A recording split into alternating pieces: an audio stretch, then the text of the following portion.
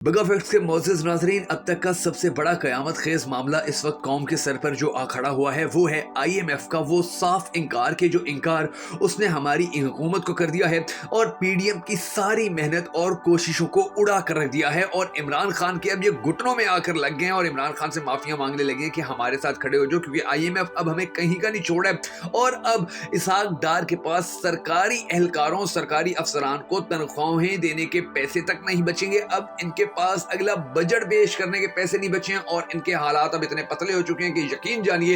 ये अब इसी चक्कर में कि किसी न किसी तरह हम पाकिस्तान छोड़ के भाग दें, किसी न किसी तरह अदलिया हमारे खिलाफ फैसला दे दे, किसी न किसी तरह हम खुद ना अहल हो जाए, ताकि ये जो मुसीबत हमारे सर पे आई हुई है कि ना हमारे पास पैसे हैं, ना हमारे पास तनख्वाहें देने के लिए लोगों के पास पैसे हैं और ना ही IMF हमें पैसे दे रही है। तो इन सारे मामलात के अंदर इनके पास एक ही दरवाजा बचा है कि जहां पर जाकर ये माफी मांगे, जहां पर जाकर ये घुटने टेकें, जहां पर जाकर ये उसको राजी करें। और वो दरवाजा है इमरान खान का, क्योंकि IMF ने पहले बड़ी सख्त शर्त रखी हुई थी कि जब तक आपकी सारी सियासी पार्टियां मिलकर ये लिख कर नहीं देती हैं कि हुकूमत आइंदा जिसकी भी होगी वो हमें पैसे देगी, उस वक्त तक हम पैसे नहीं देंगे। और इमरान खान के पास ये नहीं जा रहे थे और इमरान खान को बाईपास करके IMF के पास जाने की कोशिश करते रहे। और अब आके IMF ने इनको बिल्कुल ना कर दिया, इनको बिल्कुल बेइज्जत करके रख दिया कि जब तक आप लोग हमारी ये शर्त नहीं मानोगे उस वक्त तक हम आपको पैसे नहीं देंगे। और अब हालात आगे आने वाले दिनों में कितने ज्यादा खराब होने जा रहे हैं, क्योंकि हमारा खजाना खाली हो चुका है, हमारे पास सरकारी मुलाजमीन को देने के लिए पैसे और तनख्वाहें तक नहीं है, हमारे पास बजट बनाने के लिए पैसे नहीं है। तो ऐसी सिचुएशन के अंदर, ऐसे हालात के अंदर फिर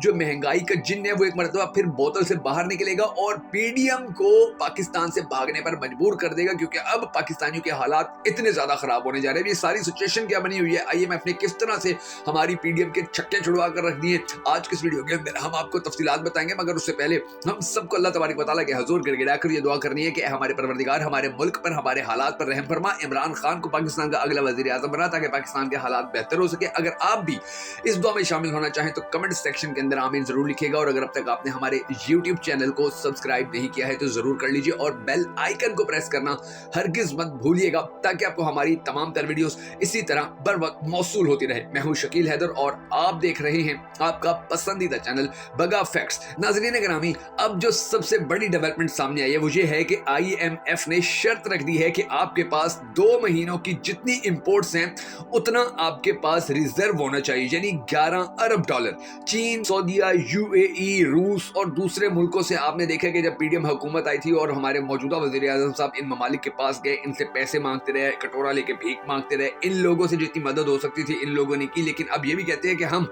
अब इससे ज्यादा मदद आपकी नहीं कर सकते हैं। और दूसरी तरफ जो IMF है वो फिर भी नहीं मान रहा है, वो कह रहा है कि आपने जो कर्ज की पेमेंट हमें अदा करनी है उसका स्केड्यूल यानी 3.7 अरब डॉलर आप लोग हमें कैसे देंगे, जरा उसका हमें तरीका कार बताएं, हमें वो रास्ता बताएं कि उस रास्ते के जरिए आपके पास पैसे आएंगे और आप फिर हमें पैसे देंगे। और इनके पास कोई प्लान नहीं है, इनको पता ही नहीं है कि इनके पास पैसे कितने पड़े, इनको ये अंदाजा ही नहीं है कि ये किस तरह से पाकिस्तान का ये जो कर्जा होगा ये वापस कर सकेंगे। इनके पास 11 अरब डॉलर के जो फॉरेन रिजर्व्स हैं वो कैसे आएंगे। ये IMF की एक ऐसी शर्त है कि जिसके बारे में इनके ख्वाबो ख्याल में भी नहीं है कि यार ये हम कैसे करेंगे। और फिर इसके नतीजे के अंदर पाकिस्तान के अंदर बहरान खड़े होना शुरू हो जाएंगे। अब ये लोग बजट पास नहीं कर सकेंगे और इस सूरत में हुकूमत ही चली जाएगी, क्योंकि जो हुकूमत बजट पास ना कर सके फिर वो हुकूमत खत्म हो जाया करती है और किसी को तनख्वाहें नहीं मिलेंगी। ये बड़े साफ मामलात हो गए हैं अब तो पाकिस्तान के अंदर। और फिर साफ बात ये है कि पाकिस्तान में ऐसा बहरान आएगा जो किसी सूरत नहीं रुकेगा।